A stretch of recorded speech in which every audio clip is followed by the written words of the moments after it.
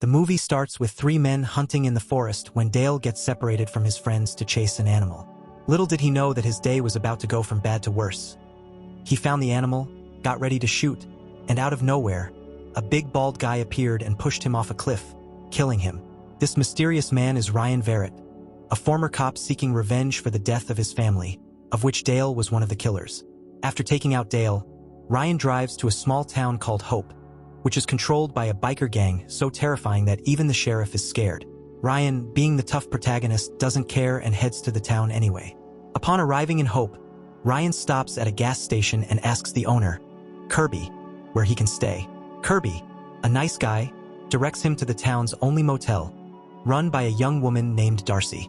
Darcy is surprised that someone has the guts to visit the town, but Ryan responds that he has business there.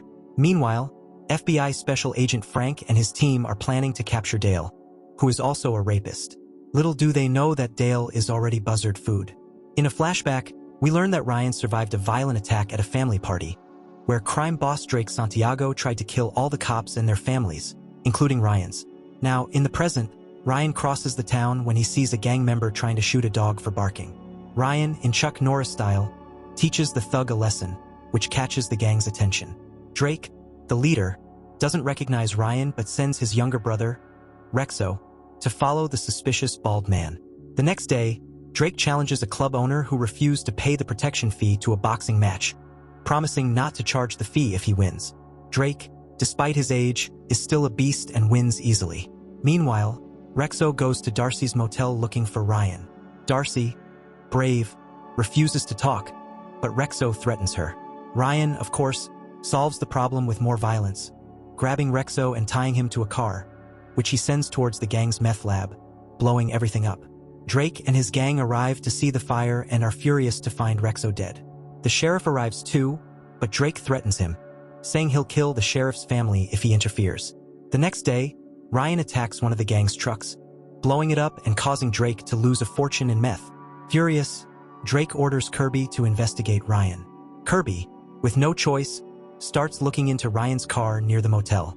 Interestingly, Steve Austin, the ex-wrestling star and the film's protagonist, performed many of his own action scenes, proving he's not just tough in the ring. If I were in Ryan's place, I definitely wouldn't have blown up the meth lab with the gang leader's brother tied to a car. Not because it's dangerous, but because destroying that much meth must smell awful. I would have tied Rexo to a post and left him for the wild boars in the forest, something more dramatic and less explosive. Speaking of which, Ryan's revenge is something that always fascinates me in action movies. The determination and courage to face an entire town controlled by criminals is inspiring, but also unrealistic. But hey, it's Hollywood, right? In another scene, Kirby confessed that he was ordered by Drake to find out more about him. Before Kirby finished speaking, they heard a motorcycle roaring outside. It was Crab, one of Drake's thugs, who came to challenge Ryan. The fight was quick. Ryan defeated Crab but let him go. Meanwhile, Drake was talking to the sheriff and learned that Ryan was a former cop who quit the force after his family was murdered. Drake thanked the sheriff for the information with a generous bribe. Later that night, Drake and his men broke into Kirby's house while he was sleeping. Disappointed with the lack of information, Drake ordered Crab to kill Kirby. The next morning, Ryan discovered Kirby's murder and knew it was the work of Drake's gang. Without wasting time, he went to one of Drake's clubs and beat up all the gang members present. After that, he kidnapped Crab and put him in the trunk of his car. Then, he killed Crab and dumped the body in front of the gang's headquarters. Drake was furious to see his trusted man dead and ordered his thugs to gather all their weapons to hunt Ryan. Later, at the motel, Darcy heard suspicious noises outside. She grabbed the shotgun and prepared to shoot any intruders, but Ryan, anticipating that they were his enemies, asked Darcy to hide behind the reception desk. Moments later, the front door slowly opened, and Drake's men entered. Ryan waited until they were close and told Darcy to turn off the lights. In total darkness, shots were fired. When Darcy turned the lights back on, all the thugs were dead, and Ryan, surprisingly, was unharmed.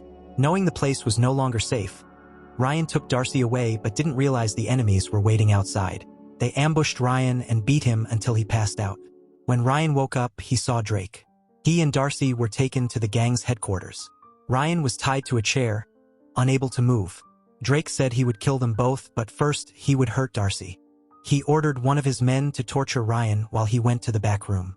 The brute started beating Ryan, but suddenly, Ryan managed to break free and fought back, taking down the brute. He then searched for Darcy on the ship that served as the gang's base. He encountered more of Drake's men, who tried to fight, but Ryan was unstoppable. After a search, he found Darcy tied up and gagged.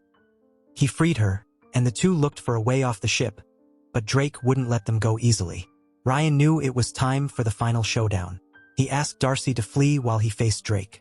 Before the fight, Drake revealed that he remembered Ryan as the cop whose family he had murdered, thinking Ryan was dead. The fight between the two was fierce, but Ryan got the upper hand and took down Drake. Just when he thought he had won, Drake got up and grabbed a knife, trying to attack Ryan from behind.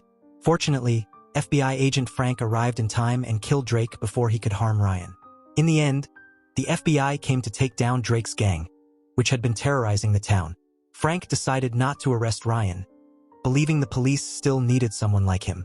Ryan then left the town, promising Frank they would meet again someday. In the final scene, interestingly, Steven Seagal, known for his action films, was initially considered for the role of Ryan but didn't end up participating. One interesting point is how Ryan's ability to break free from the tide chair shows his experience and skill, something that might not be so easy in real life. Now, I ask you, which scene did you find most impactful in this movie? Leave your comments below, stay well, and see you next time. And I gotta tell you, it was perfect.